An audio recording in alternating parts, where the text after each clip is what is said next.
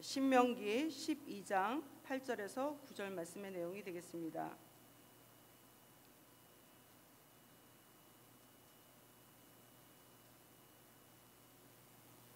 다 펴신 줄 알고 제가 받들어 읽도록 하겠습니다. 신명기 12장 8절 말씀. 우리가 오늘날 여기서는 각기 소견대로 하였거니와 너희가 거기서는 하지 말지니라. 너희가 너희 하나님 여호와의 주시는 안식과 기업에 아직은 이르지 못하였거니와 이는 하나님의 말씀이니라. 아멘.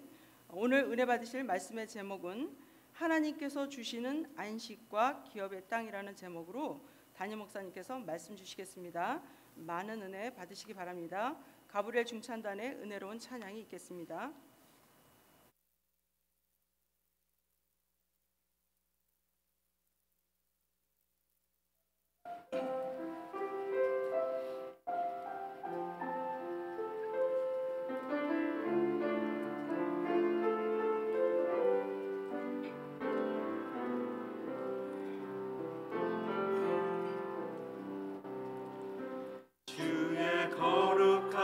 생각할 때 주의 크신 사랑 느낄 때 주의 영광의 빛 나의 생활 비춰주실 때 주가 주신 기쁨 맛볼 때에 주의 사랑 속에 나 잠길 때 주의 영광의 빛 나의 생활 비춰주실 때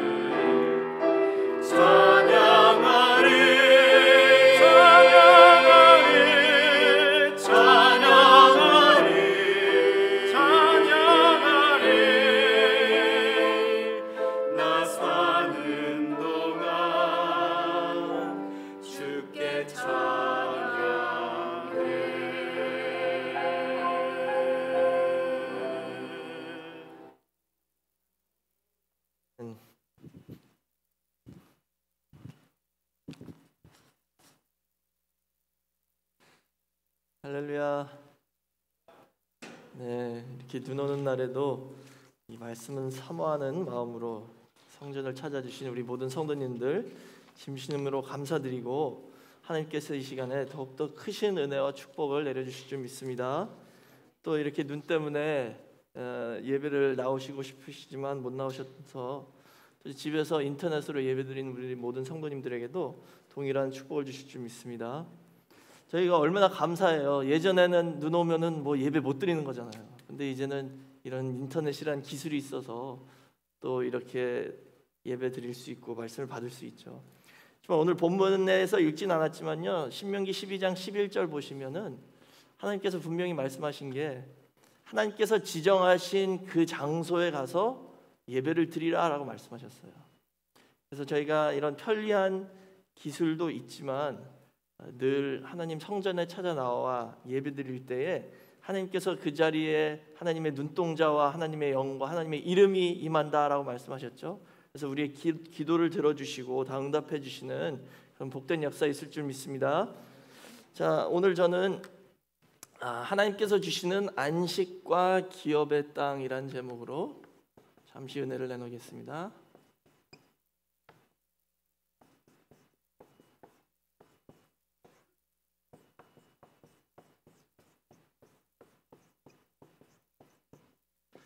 이 제목이요, 지금 하나님께서 주시는 안식하고 기업의 땅이란 뜻이 아니라 하나님께서 주시는 안식의 땅과 기업의 땅이란 뜻이에요. 그러니까 혹시 이 오해를 할 수 있더라고요. 그러니까 하나님께서 주시는 안식의 땅과 또 기업의 땅, 그 땅이 뭐냐 하면은 바로 가나안 땅이죠. 가나안 땅은 오늘 본문 말씀 보니까 하나님께서 주실 안식과 기업이다라고 말씀하셨죠. 그래서 이것은 1차적으로 가나안 땅을 말하는 것이지만 히브리서 4장 7절에서 9절 보시면 그 가나안 땅에서도 사실 참된 안식, 그 영원한 안식을 얻지 못했다라고 말씀하셨어요.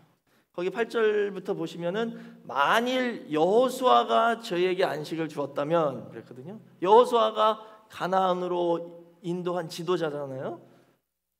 만일 여호수아가 안식을 주었다면 그 후에 다른 날을 말씀하지 않으셨을 텐데 다른 날을 말씀하시는 거 보니까 안식할 때가 아직 하나님 백성에게 남아있다. 하나님 백성이 들어가야 할 참된 안식이 아직 남아있다라고 말씀하시는 거예요. 그러니까 저희가 이 가나안 땅에 대해서 그리고 이 신명기에서 말씀하시는 그 안식에 대해서 배우는 이유는 아직까지도 하나님 백성이 들어가야 할 안식이 남아있다는 거예요. 그리고 이 가나안 땅은 그 참된 안식 세계의 그림자이기 때문에 그것을 깨달으면 우리가 들어가야 할 안식이 어떤 곳이고 거기서 우리가 어떻게 살아야 하는지를 알 수 있다는 것이죠. 그래서 이 지금 신명기에서 말씀하시는 이 안식과 기업의 땅은 가나안이잖아요. 이게 가나안. 근데 이 가나안은 앞으로 저희가 들어가야 할 참 안식 세계의 그림자죠. 이것은 하나님 나라를 의미하는 것이에요. 하나님께서 이 땅에 세우실 하나님 나라의 참 안식을 누릴 때가 온다는 거예요. 그래서 이 가나안 땅에 대해서 배우는 게 이 마지막 저희가 들어갈 안식 세계에 대해서 배우는 건데 그 안식 세계에서 깨닫기 위해서는 먼저 우리가 잃어버린 안식 세계를 알아야 되겠죠.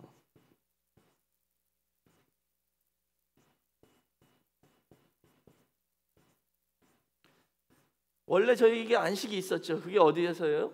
바로 에덴 동산에서 하나님께서 아담과 하와에게 안식의 세계를 주셨는데 불순종했기 때문에 그게 깨졌고 거기서 추방됐잖아요. 그래서 지금 모압 평지에서 모세를 통해서 하나님께서 하실 말씀이 지금 너희가 들어갈 그 땅이 바로 너희의 안식과 기업이다라고 말씀하시는 거예요. 이 에덴 동산이 왜 참 안식 세계였냐 하면요, 창세기 1장에 6일 동안 창조하셨잖아요. 그러면 6일 창조 보시면은 저녁이 되고 아침이 되니 첫째 날, 저녁이 되고 아침이 되니 둘째 날, 저녁이 되고 아침이 되니 여섯째 날, 그리고 마지막 일곱째 날을 거룩하게 구별하셔서 안식일로 지정하셨죠. 근데 그 일곱째 날에서는 저녁이 되고 또 아침이 되니 이게 없어요. 그러니까 그 뜻은 뭐냐면 그날은 영원한 아침, 영원한 오늘이란 뜻이에요. 왜냐면 해가 지고 다시 떠야지 그 다음 날이 오잖아요. 근데 저녁이 되고 아침이 되니라는 이 패턴이 계속 반복되다가 제7일에서는 그게 딱 멈춘다는 것은 뭐냐면 창세기 2장 1절 이후에 있을 그 창세기 2장에 나와 있는 모든 그 내용은 지금 제7일이라는 뜻이에요. 안식일에 일어난 일이라는 뜻이에요. 근데 창세기 2장에서 일어난 일이 어디서 일어난 거예요? 에덴 동산에서 일어나는 일이죠. 그러니까 이 뜻은 뭐냐면 에덴 동산에 아담과 하와가 얼마나 오랫동안 있었는지 저희는 모르잖아요. 기록이 없으니까. 그게 뭐 열흘이 될 수도 있고 뭐 1년이 될 수도 있어요. 근데 하나님께서 영적으로는 지금 그게 한 날이다라고 말씀하시는 거예요. 하루. 거룩한 안식일. 에덴 동산 안에 있었던 일은 하나님 보시기엔 하루예요. 그게 신령한 오늘이란 거예요. 해가 지고 또 떠야지 그 다음 날이 오는데 지금 계속 오늘이다 이 뜻이에요. 그러니까 참 안식은 어떻게 지켜야 되냐? 하나님께서 구별하신 거룩한 그 시간에, 다시 말하자면 안식일에 하나님께서 구별하신 거룩한 장소, 다시 말하자면 성전 안에서 지키는 게 참 안식이라는 거예요. 예를 들어서 이방 사람들도요 안식 잘해요. 우리보다 더 잘 쉬어요. 일 안 하고 가만히 있잖아요. 그럼 그게 안식 아니죠. 왜냐하면 하나님께서 지정하신 장소에서 그 날을 지키는 게 진짜 안식이라는 거죠. 에덴 동산 안에서 지킨 안식이 참된 안식이란 거예요. 그리고 안식이라는 것은 아무 일도 안 하고 가만히 있는 게 안식이 아니에요. 마태복음 12장 5절 보시면 예수님이 말씀하셨죠. 율법에 너희가 읽지 못했느냐. 지금 예수님이 안식일 날 막 일을 하시니까 유대인들이 예수님한테 뭐라고 그러잖아요. 그러니까 예수님이 대답하신 게 안식일에 제사장들이 성전 안에서 안식을 범하여도 죄가 없음을 너희가 율법에서 읽지 못하였느냐 말씀하시잖아요. 안식일 날 구약의 제사장들이요 일을 더 많이 했어요. 평일보다. 근데 그게 죄를 범하지 않은 거래요. 왜? 하나님 성전 안에서 하나님 일을 하는 게 그게 진짜 안식이라는 것을 보여주는 거예요. 구약 제사장들이. 그리고 예수님도 그걸 지금 보여주시는 거죠. 그런데 유대인들은 그것을 깨닫지 못했다는 것이죠. 그러니까 참 안식일은 어떻게 지키냐? 우리가 하나님의 일을 하나님 성전 안에서 하나님께서 지정하신 시간에 즐거운 마음으로 기쁜 마음으로 할 때, 일처럼 하는 게 아니라 기쁜 마음으로 할 때 그게 안식이라는 거예요. 그래서 노예는 뭐예요? 노예는 내가 하기 싫은 일을 억지로 할 수 없이 하는 사람이에요. 그게 노예예요. 그리고 쉬고 싶어도 못 쉬는 거예요. 그 일을 계속 해야 돼. 그게 노예입니다. 근데 우리는 예수 안에서 자유를 얻었잖아요. 그러니까 하나님 일을 기쁘게 즐겁게 하면 그건 일이 아니죠. 우리 말할 때도 그러잖아요.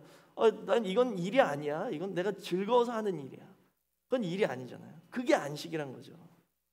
그래서 하나님께서는 그런 안식을 우리가 지키기를 바라시는 거죠.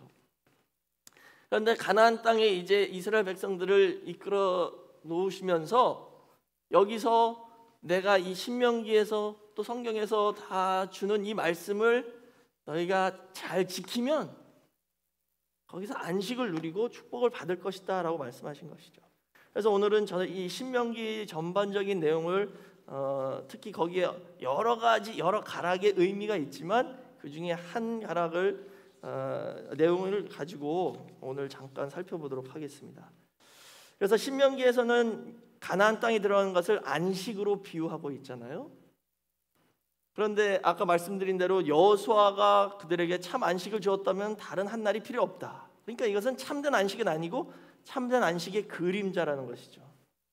그래서 신명기 4장 1절 보시면 지금 여기 내가 너에게 하는 이 모든 말씀이 내가 너에게 가르치는 규례와 법도가 다 이 말씀을 듣고 준행하면 하나님께서 약속하신 그 땅에 들어가서 그 땅을 얻게 되고 거기서 너희가 장수하며 오랫동안 살 수 있게 해주는 말씀이다라고 말씀하셨어요.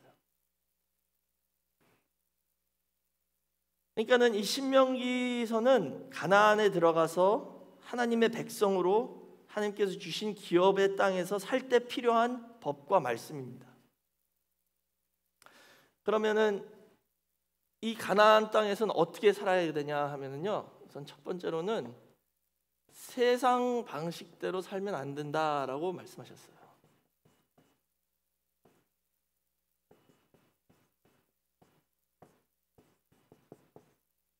세상 방식대로 살면 안 된다. 이게 신명기 11장 10절에서 15절에 기록되어 있습니다.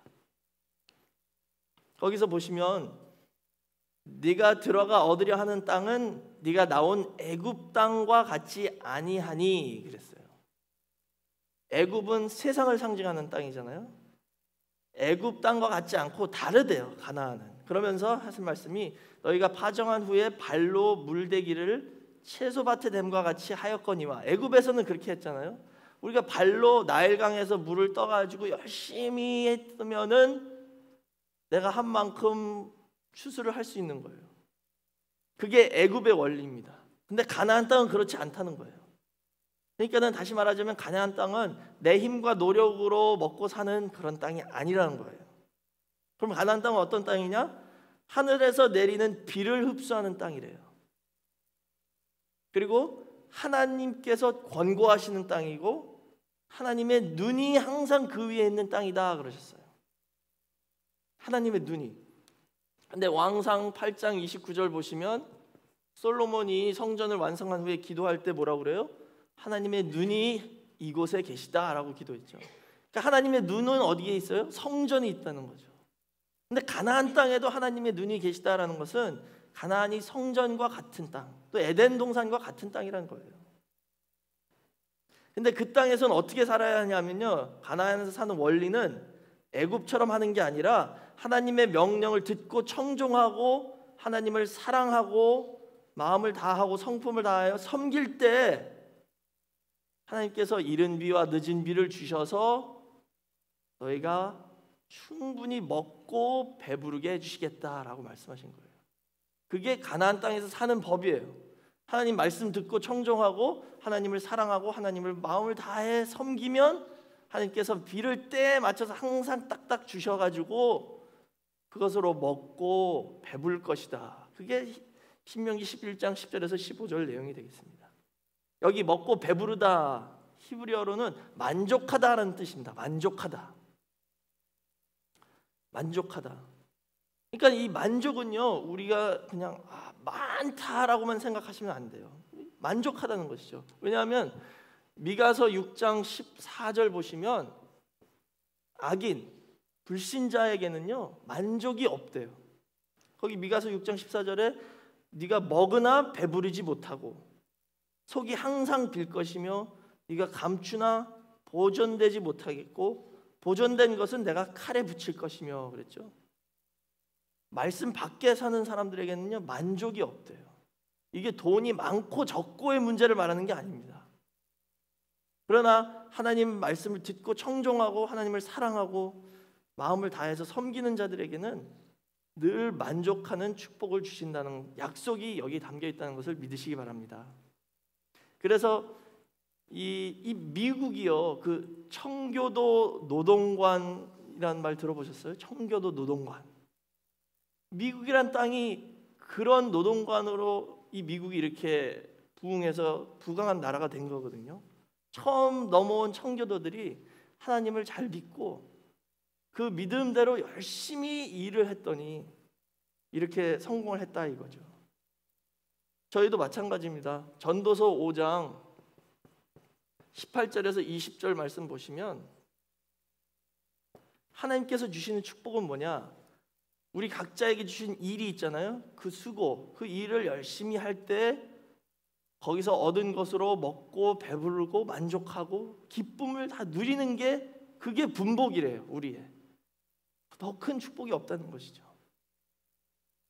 애굽에서처럼 내가 내 머리로 내 꾀로 내 노력으로 다 했다 이런 게 아니라 하나님께 기도하고 하나님께 은혜를 구해서 하나님께서 주신 그 일을 열심히 했을 때에 하나님께서 주신 축복을 다 받아 누리는 게 그게 진짜 축복이라는 것이죠. 그런 사람은 생명의 날을 깊이 관념치 아니하리니 이는 하나님이 저의 마음에 기뻐하는 것으로 응하심이라 그러셨어요. 생명의 날을 깊이 관념치 아니한다 이 뜻은 뭐냐면요, 연세 드시면서도 내가 늙어간다 이런 생각 전혀 없다는 거예요. 항상 기쁨으로 충만하니까 그런 거 관념치 않고 진짜 누리면서 산다는 것이죠. 하나님께서 주신 축복을. 그러나 전도서 6장 2절에 보시면 어떤 사람은 그 심령의 모든 소원에 부족함이 없어 재물과 부요와 존귀를 하나님께 받았으나 능히 누리게 하심을 얻지 못하였으므로 다른 사람이 누리나니 이것도 헛되어 악한 병이로다 라고 말씀하셨어요. 말씀을 잘 듣고 청종하는 사람은 이렇게 누리는 축복을 받는데 그 반면에 그렇지 아니하면 물질은 많은데 누리지 못한다는 거예요. 그래서 신명기에서는 분명히 말씀하시는 것이 하나님 말씀을 듣고 지키려고 애쓰면서 순종의 삶을 살 때 하나님께서 주시는 모든 축복을 다 누리는 그런 복이 있다는 것을 지금 가르쳐주고 있습니다. 근데 하나님께서 지금 이스라엘 백성이 그렇게 못할 것을 미리 아시고 경고하시는 거예요. 신명기에서. 그래서 이 신명기가 참 재밌는 게요, 신명기 이후에 모든 구약 책들이 전 구약의 역사가 신명기에서 예언한 대로 이루어지고 있습니다. 신명기에서 예언한 대로 이루어진 거예요. 전체 구약이 다 신명기 안에 요약되어 있다는 것이죠. 그래서 예를 들자면 신명기에서 왕에 대해서 말씀하고 있어요. 왕은 어떻게 사람들을 다스려야 되나, 백성을 다스려야 되나. 근데 신명기 17장 16절에서 17절에 말씀하신 게 뭐냐면 말을 많이 모으지 말래요. 타는 말. 그 다음에 두 번째는 아내를 많이 얻지 말라 그랬어요. 그런데 이 말씀대로 솔로몬 때 이루어졌죠. 그래서 왕상 10장 26절에서 29절 보시면 솔로몬 때 나라가 부강해지니까 말과 병거와 마병을 엄청 많이 이렇게 두었대요. 그 다음에 왕상 11장 3절에서 6절 보시면 저희가 잘 아는 대로 후궁 700명에 첩을 300명 뒀죠. 그래서 솔로몬이 노년 때 그 아내들 때문에 우상 숭배를 하고 마음을 뺏겨서 하나님 앞에 범죄했다라고 나와 있습니다. 그러니까 신명기에서 하지 말라 그런 대로 지금 하고 있는 거예요. 그런데 18절에서 20절 보시면은 참된 왕은 어떻게 행동해야 된다가 나와 있죠. 그 왕은 어떻게 하래요? 율법서를 평생 자기 옆에 두고 항상 그 말씀을 읽고 하나님 경외하기를 배우며 그 율법을 지키려고 노력할 때 교만해지지 않고 하나님을 떠나지 않고 참된 왕이 될 것이다 라고 말씀하셨어요. 베드로전서 2장 9절 보시면 예수 믿는 모든 성도가 왕 같은 제사장이래요. 저희가 다 왕 같은 제사장입니다. 그러니까 우리가 이런 왕이 되어야 된다는 거예요. 그러니까 그 왕 같은 제사장이라는 표현을요, 히브리어나 헬라어로 보면 거꾸로 번역해도 똑같은 말이에요. 그러니까 다시 말하자면 뭐냐면 왕 같은 제사장 아니면 제사장 같은 왕, 같은 의미예요. 근데 제 생각엔 제사장 같은 왕이 더 맞는 것 같아요. 여기 보니까 어떤 왕이 되래요? 솔로몬 같이 군대를 막 키우고 말을 많이 두는 왕이 아니라 보기에는 제사장 같이 항상 성경 읽고 성경 공부하고 기도하며 하나님을 구하는 그런 왕이 되라는 것이죠. 제사장 같은 왕이 되라는 거예요. 그럴 때에 말씀으로 우리 마음을 다스리고 이 세상을 다스릴 수 있는 그 은혜를 주신다는 것이죠. 요한복음 18장 36절 보시면 예수님에게 네가 왕이냐 빌라도가 물어보니까 왕이다 그러셨죠. 그러면서 내 나라는 이 세상에 속한 것이 아니다.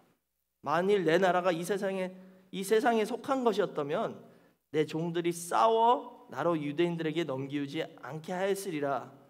그러나 내 나라는 여기 속한 것이 아니다 라고 말씀하셨어요. 하나님 나라는 이 세상 나라와 다릅니다. 하나님 나라의 진정한 왕들이 되기 위해서는 제사장 같은 왕, 늘 말씀을 가까이 하시는 저와 여러분 다 되시길 주의 이름으로 축원하겠습니다.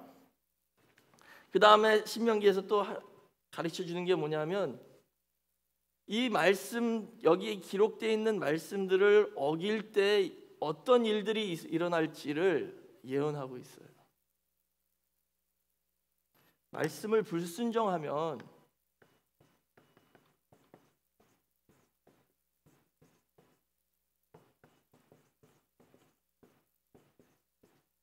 일어날 일들,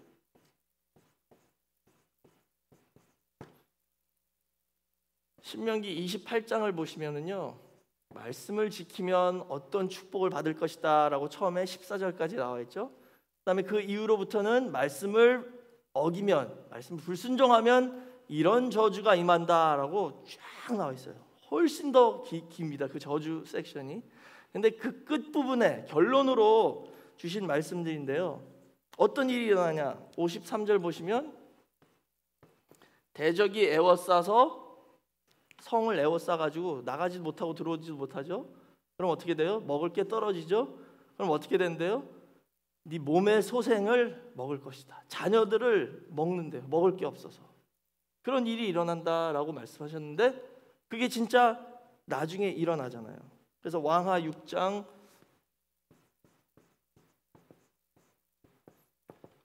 28절에서 30절 보시면 북이스라엘 여호람 왕 때 아람이 사마리아를 에워싸서 이런 일이 진짜 있었습니다. 그리고 그 이후에도 여러 차례 예레미야 19장 보시면 바벨론이 에워싸서도 똑같은 일이 일어나죠. 그 다음에는 어떻게 돼요? 처음에는 말씀을 불순종하면 에워싸서 아기를 잡아먹는다 그랬죠. 그 다음에는 이방 나라를 보내셔서 그 땅에서 추방되게 하신다라고 말씀하셨어요. 49절이죠. 신명기 24장 49절에서 너희가 모르는 이방 나라를 보내서 너희들을 그 땅에서 뽑아내서 이 열방으로 다 흩으시겠다라고 말씀하셨습니다. 다음에 63절에서 64절까지. 근데 이 말씀대로 됐잖아요. 그래서 북이스라엘은 주전 722년에 아수르에게 포로로 끌려가고 남유다는 세 차례에 걸쳐서 그랬죠. 605, 주전 597, 그다음에 586년 그래서 바벨론에게 포로로 끌려갔죠. 완전히 멸망당했습니다. 그 바로 다음 구절인 신명기 28장 65절 66절 보시면요.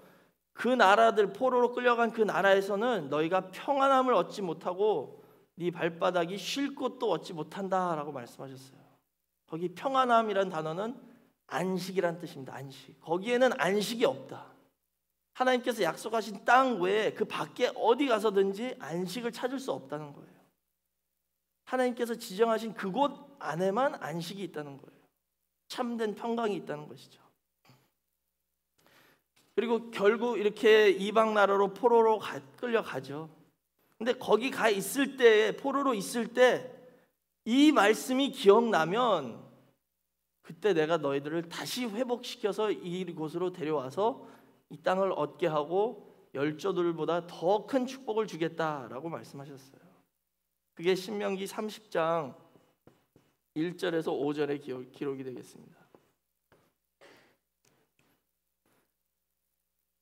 거기 보시면 내가 내게 진술한 모든 복과 저주가 내게 임함으로 내가 내 하나님 여호와께 쫓겨간 모든 나라 가운데서 이 일이 마음에서 기억이 나거든 그랬거든요. 기억이 나거든.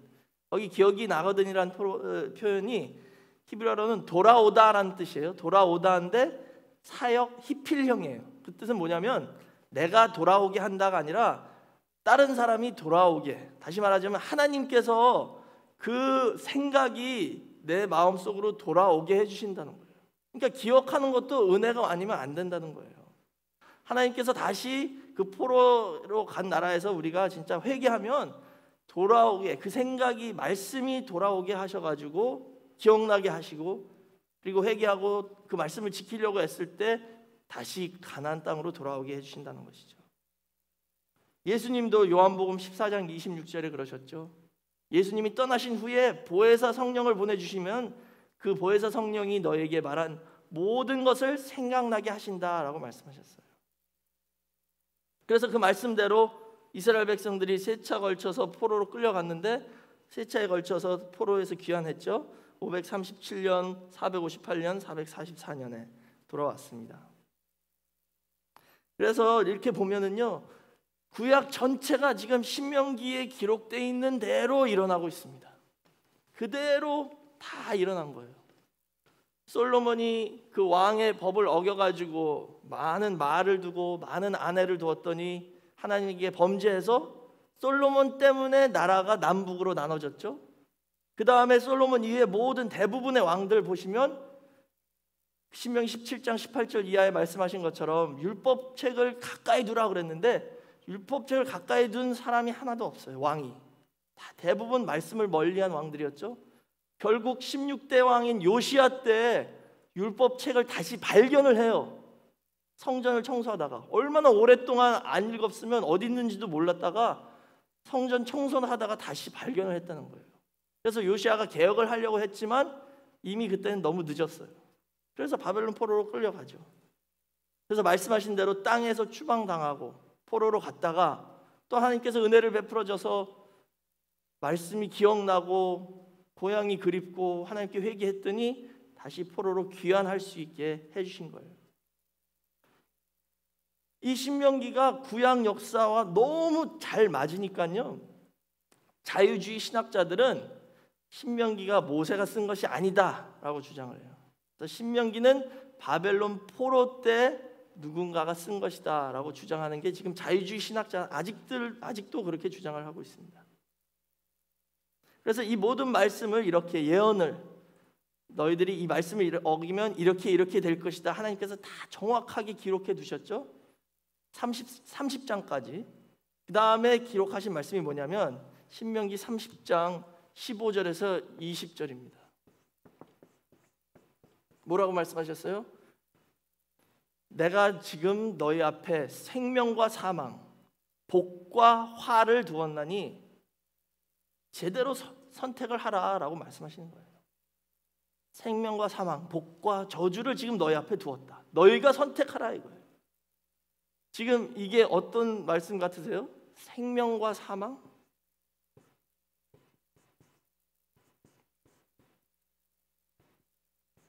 이 가나안 땅이 어디예요? 지금 안식하는 장소잖아요. 에덴 동산과 같은 곳이죠.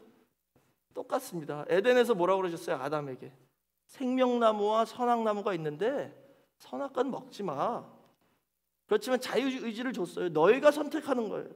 지금 신명기에서 똑같이 말씀하고 있습니다. 너희 앞에 생명과 사망이 있고 복과 저주가 있다. 선택을 하라.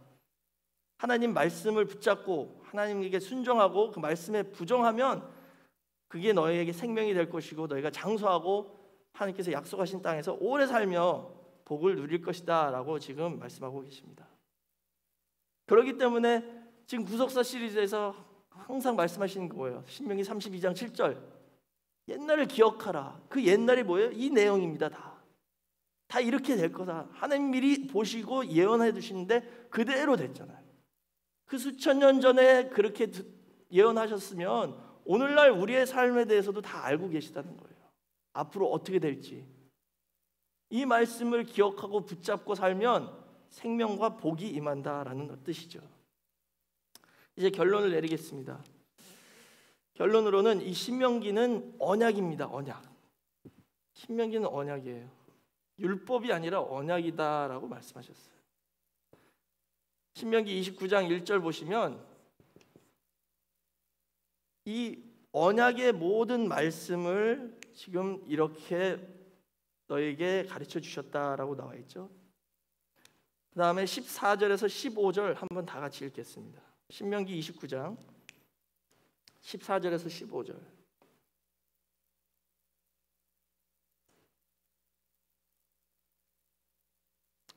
신명기 29장 14절에서 15절 말씀 우리 다 같이 한 목소리로 읽겠습니다. 시작. 내가 이 언약과 맹세를 너희에게만 세우는 것이 아니라 오늘날 우리 하나님 여호와 앞에서 우리와 함께 여기 선 자와 오늘날 우리와 함께 여기 있지 아니한 자에게까지니. 그렇죠? 이 언약을 지금 누구랑 세우신대요? 여기 모세와 함께 서 있는 자들과 오늘날 우리와 함께 여기 있지 아니한 자에게까지 해당된다는 거예요. 그럼 여기 서 있지 아니한 자는 누구냐면 우리가 그 안에 포함된다는 것입니다.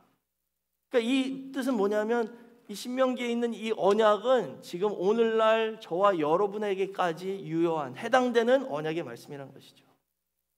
그래서 이 말씀을 붙잡고 지키면 하나님께서 약속하신 땅에서 오랫동안 영원히 살 수 있는 것이고 축복을 다 누리면서 살 수 있는 것이고, 이 말씀을 버리면 하나님께서 우리를 버리셔서 이 말씀에 기록되어 있는 모든 화가 또 임한다라고 나와 있는 거예요.